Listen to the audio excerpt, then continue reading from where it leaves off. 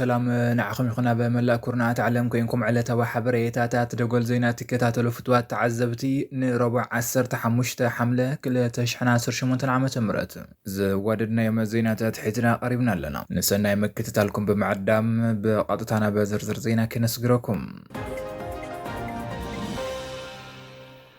أمبسادر أمريكا إيرفين ماسينغا نابا مغلق قبروز حسب داقماي عوداتي كم زي تساقات قليصهم عيث جيتا جورو دادما نابا أمريكا كم زغناعي حبرالهم نا أمريكا بإثيوبيا أمبسادر إيرفين ماسينغا لومي معالتي نابا كتما مغلق قبروز حسب عوداتي كساب زاقيد كم زي تساقعن بررا كم زي قبرن من جتات حبيرهم أبز حلف سومن أمبسادر ماسينغا نابا مغلب مخادم اسفل علو تمرر حوحات تزاتيو كم زنبرز ذكار كوينو أتي لومي معالتك قبر زتحسب عودة دما كبا فيدرال منغستي زتوهو قرمال سحيزو نمخادن نايمو داتا متنقاطان مهابن كم زنبرت حبير لهم مزي تزاميدو نبرا بريزيدانت كيزيو ممحدار تقراين حزر ما مخار قدما مينيستر نزخون ايت جيتاچو ردا نابا امريكا كم زخده تقليز لهم ايت جيتاچو ردا امريكا بزاتو لوان نتزات عرقي قرصين مفلاط دما تي امبسادر لومي معالتي مغلقاتو تزويت تغيرو نيروم اتيز تسناخلني امبسادر ماسينغا عودت ناي موداتا دبلوماسياو ركب كخون كم زخل تنتن تحبرهم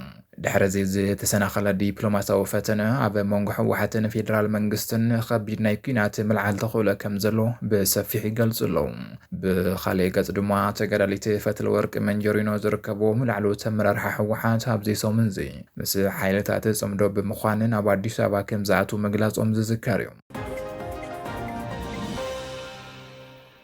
منغستي إثيوبيا نموداقز علم أخيبا بتقادو بإرترا تخايدون حوحات حلاونو نمرقاز بقلص إعلامو بموصا نتيا بسلطان زلونا إثيوبيا منغستن ملاي يسرح من لو فليدلون تقجل كاب زحلف السنبت جميرو هلونا نازر رقاقز أبا مقابر بلصقنا يبزل مري حساب أخيباتات يكايد كم زلو استقلز أخينو أبزو ما أخيباتات زيوم كافت المدوز أبزخون منقدي العلو تمرر حوحات بلصقنا كاب سلطان كنا ألوينا بمبال بقلص يزاربلون زي صار سرعات بلصقنا أخيبا لمون زغصلو خينو أيت أمانيلا سفا كاب دوبير تراب زير حق بوتا بزعبا موداق بلصقنا كمكرو عللون كاب دوبير تراب قربار حقتا بزركب بوتا بستقبر أخيبا حزب تقرأي هلون نوزر رقاقز أبا مقابر اتناي بلصقنا سرعاتي بمبال أيت أمانيلا سفا تناقيرلون أمانيلا قاتمنا كاب زلونا هلون حدقا نموصا بسنكي تسرعات هلون وما بحدقا كاب زورق قراب تزوتات مسزت فلالي حيلتات بمتحققاز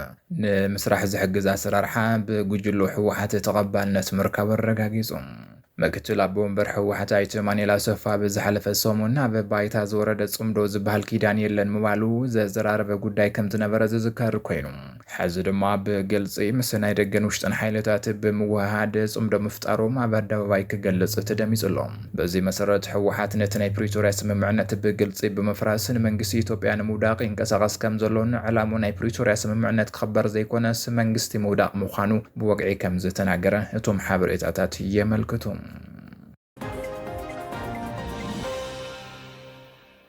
بخالي زينا باستفزم دبداب درون منوكسات كمز تقتل تقليصهم اب دبو ولا بزركبه قدام قدس تارسي ما باستفزم متقعتي درون شوعت منوكسات هيوتهم حليف لهم اب ايثيوبيا ارثوذكس توحيد ቤተክርስቲያን ናይ ደቡብ ወሎ ሃገረ ስብከት ኣብ ዝርከብ ገዳም ዓባይ ቅዱስ አርሴማ ብዝተፈጸመ ናይ ደብዳብ ድሮን ሸውዓተ መነኮሳት ህይወቶም ከም ዝሳኑን 10 መነኮሳት ድማ ከም ዝቆሰሉን ተገሊጹ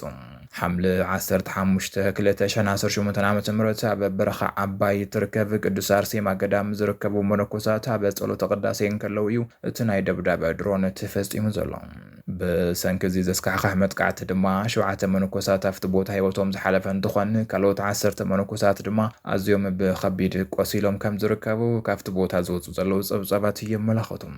በተዘማዲ ኣብ ክልል ኣምሓራ ተጀሚሩ ዘሎ ኩናት ሕዚ እውን ቀፂሉ ከም ዘሎን ደብዳቤ ድሮን ሓዊሱ ከበድ ተፅዋራ ብልዕሊ መንበር ንጹሃን ዜጋታት ይዓልብ ከም ዘሎን ምፍላጥ ተኻይሉሎም እዚ ኣብ ልዕሊ እቲ ገዳም ዝተፈጸመ መጥቃዕቲ ኣብ መላታ ቤተክርስቲያንን ምእመናን ድማ ዓብዪ ሓዘንን ቁጥዕን ፈጢሩ ይርከብ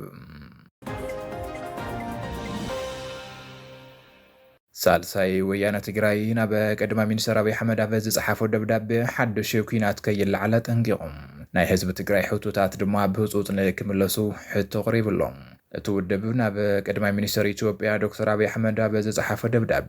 ኣብ መንጎ መንግስቲ ኢትዮጵያን ሕወሓትን ከምኡውን ናይ ወፃኢ ሓይልታት ዝሳተፍሉ ሓዱሽ ናይ ኩናት ደበና ይዝንብ ምህላው ብምግላጽ እዚ ሓደጋ እዚ ብህፁፅ ክግታእ ፀዊዑሎም። እትውድብ ኣብ ደብዳቤኡ ከም ዝሓበሩ ህዝቢ ትግራይን መላእ ሃገርን ካብቲ ዝሓለፈ ስካሕካሕ ኩናት ዝወረደ መጠነ ሰፊሕ ዕንወትን ሰብኣዊ ቀውስን ገና ከይሓወየን ከሎም ሕዚ ብሓዱሽ መልክዕ ዝለዓል ኩናት ንመላእ ምብራቕ ኣፍሪካ ናብ ዘየኣልዩ ጥፍኣት ዘእቱ ምዃኑ ነጺሩ። ብፍላይ ድማ እቲ ሕዚ ዝለዓል ኩናት ናይ ዞባውን ዓለም ለኻውን ሓያላን ሃገራት ሓደሽቲ ተፅዋሮም ዝፍትንሉ ናይ ውክልና ኩናት ክኾነሉ ዝኽእል ዕድል ሰፊሕ ብምዃኑ ሓደጉ ዝለዓለ ምዃነ ገንዚቦም።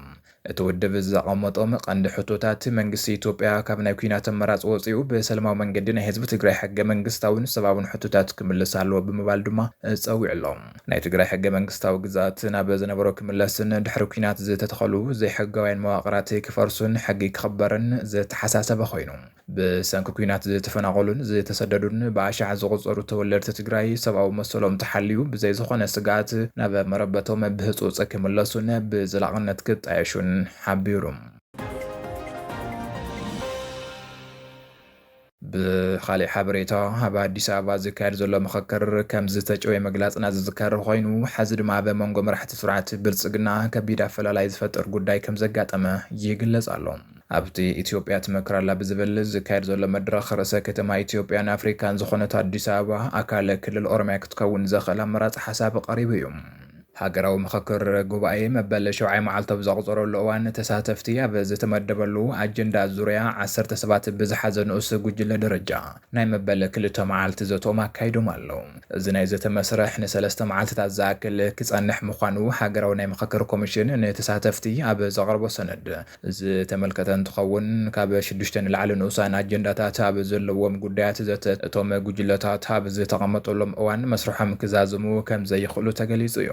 እቲ ኮሚሽን ንተሳተፍቲ ኣብ ዘቕረቦ ናይ ሃገራዊ ምኽክር ኣጀንዳታት ናይቲ ዘተ መሪሕ ሕቶታት ሰነድ መሰረት ኣዲስ ኣበባ ሕጋዊ ቅዋማን ቦታን ብዝምልከት 4 መማረፅታት ቀሪቦም ኣሎ። ተሳተፍቲ ነዞም 4 መራፅታት ብምግምጋም ናይታ ከተማ ሕጋዊ ቅዋም ዝተመልከተ ናይ ምኽሪ ሓሳብ ከካፍሉ ዝጽበዮም እንትኾን ኣብቲ ሰነድ ካብ ዝተዘርዘሩ ኣማራፅታት ወጻኢ ተወሳኺ መራፂ ምቕራብ ምኽኣልን ዘይምኽኣልን ዝሓበሮ ነገር የለን። ኣዲስ ኣበባ ርእሰ መምሕዳር ናይ ፌደራል ኣካል ወይ እውን ባዕላ ዝኻለት ክልል ኢሉ እውን ኣካል ኦሮምያ ምግባር ዝብሉ መማረፅታት ኣብቲ ሰነድ ዝቐርቡ ኣማራፅታት እዮም። ኣዲስ ኣበባ ምስ ክልል ኦሮምያ ዘለዋ ርክብ ናይታ ከተማ ናይ በጀት ብፅሕት ጉዳይ ናይ ፌደራል ዋና ከተማ ጉዳይ ናይ ኣዲስ ኣበባ ፖሊስን ቤት ፍርድን ጉዳይ ኢሉ እውን ናይታ ከተማ ዶብን ናይ ቦታታት ስያሜታትን ናይታ ከተማ ናይ ስራሕ ቋንቋ ኢሉ እውን ናይታ ከተማ ታሪኻዊ ቅርስታትን ኣካታት ጉዳይን ዝብሉ ሕቶታት ዝተዳለወሎም ናይ ዘተ ንኡሳን ኣጀንዳታት ኮይኖም ኣብቲ ሰነድ ቀሪቦም ኣለዉ።